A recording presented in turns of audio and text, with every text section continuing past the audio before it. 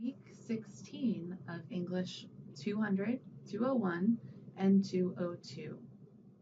This week, just a reminder that next week you'll be asked to turn in your portfolio assignment. So please make sure that you're working on it already. For English 200, you'll need to create a cover.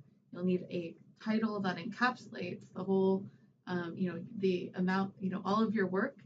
You need to write an introduction that's at least 500 words. That's 2 pages long. You need to revise to have significantly revised one poem, one creative nonfiction piece, and one fiction piece, and include all of that in a single document. For English 201 or 202, you're going to provide a single genre portfolio with a cover and a title, and then an introduction of 1,000 words that talks about the work as a whole and your growth as a writer over the course of the semester. You should have at least 6 to 8 pieces in that one genre. If you want to also include another piece in the other genres, you can. You can include a poem. Like say you've done the nonfiction as your 6 to 8 pieces. You can also include a poem and a short story, but it's not required. All right, this week you're going to be doing 2 journal exercises that'll ask you to do some revision. You should be just focusing on revision at this point.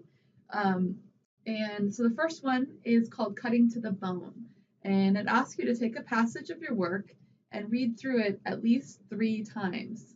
And I'd like you to question every single word, then cross out every word possible. Get rid of adverbs, and then get rid of adjectives. See if the prepositional phrases can be omitted or replaced by a single word. Is description excessive? Is it not enough, right? Ask if a word, a sentence, a paragraph, or even a page can be cut out. The second revision exercise is it's all in the grammar. So what I'd like you to do is to choose a different poem or a creative nonfiction piece or fiction piece, and I'd like you to convert it into a single sentence. Now this would be very hard in fiction. It's easier in poetry. It's very hard in creative nonfiction too. But the idea is to try to really bring the work together. You can also write sentences, change all of your sentences so they're less than 7 words, or you can make them longer, making them more than 12 words, all of them.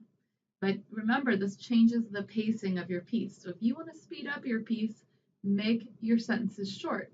If you want to make your piece go slowly, make your sentences long. The big work you're going to be doing this week is workshop. So again, I'd like you to choose one of your pieces that you haven't workshopped yet, and I'd like you to post it. You need to significantly revise it, and then I'd like you to post it as part of the workshop. But you'll need to introduce this piece to the class.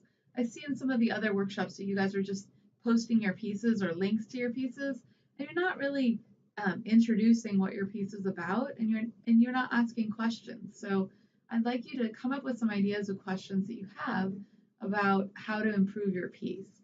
And remember, when we're giving feedback, you need to respond to at least 6 of your peers' posts, because this is the only work really you're doing this week except for revising. And you'll need to provide both positive and negative or constructive feedback. Remember, you're giving your peer information on how to improve his or her piece so that it can be revised for the portfolio.